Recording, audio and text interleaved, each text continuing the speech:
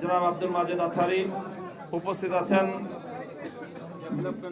Development পার্টির chairman জনাব আনোয়ারুল ইসলাম চাঁদ উপস্থিত আছেন। বাংলাদেশ খেলাফত আন্দোলনের সম্মানিত নায়েবে আমির জনাব মুজিবুর রহমান হামিদি উপস্থিত আছেন। জাকবার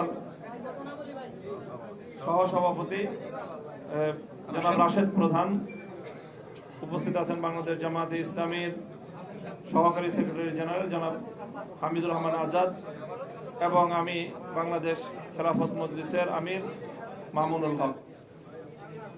আমাদের মাঝে আরো অন্যান্য নেতৃবৃন্দ উপস্থিত রয়েছেন, বিভিন্ন দলীয় গুরুত্বপূর্ণ দায়িত্বশীল রয়েছেন।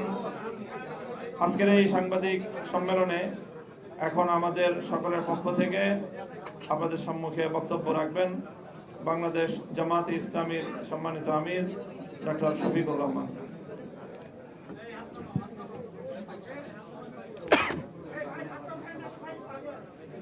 আসসালামু আলাইকুম ওয়া রাহমাতুল্লাহ। সম্মানিত সাংবাদিক বন্ধুগণ, মহান আল্লাহ রাব্বুল আলামিনের শুকরিয়া আদায় করছি। জাতির একটি গুরুত্বপূর্ণ মুহূর্তে, জাতীয় জীবনের একটি কঠিন বাঁকে বাংলাদেশ যখন এসে দাঁড়িয়েছে, সেই সময় প্রিয় বাংলাদেশকে সামনের দিকে এগিয়ে নিয়ে যাওয়ার জন্য একটি শোষণ বৈষম্যহীন, দুর্নীতিমুক্ত, মানবিক বাংলাদেশ গড়ার জন্য ন্যায় এবং ইনসাফের ভিত্তির উপর সমাজকে দাঁড় করানোর জন্য অঙ্গীকার নিয়ে, আপনারা জানেন এতদিন ধরে 8টি দল একসাথে আমরা কাজ করে আসছিলাম। এই দলগুলোর সকলেই এখানে উপস্থিত আছেন প্রতিনিধিরা।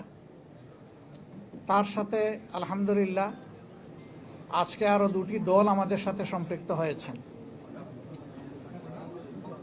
জনাব কর্নেল অলি আহমদ বীর বিক্রমের নেতৃত্বে এলডিপি এবং এনসিপি একটু আগে আমাদের সাথে তাদের বৈঠকটা সমাপ্ত হয়েছে।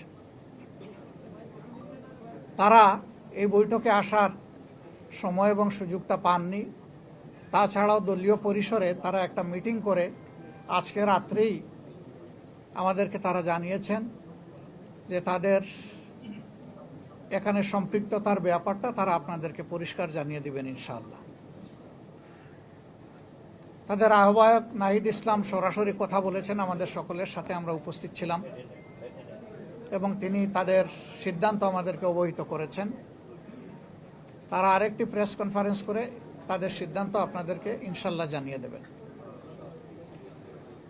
আমরা কিসের ভিত্তিতে একত্রিত হয়েছি?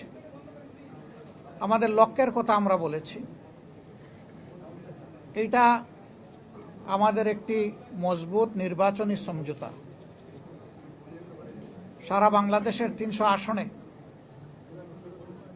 আমরা বসে নিজেদের মধ্যে আলাপ আলোচনার মধ্য দিয়ে বিভিন্ন আসন আমাদের মধ্যে আমরা নির্ধারণ করেছি।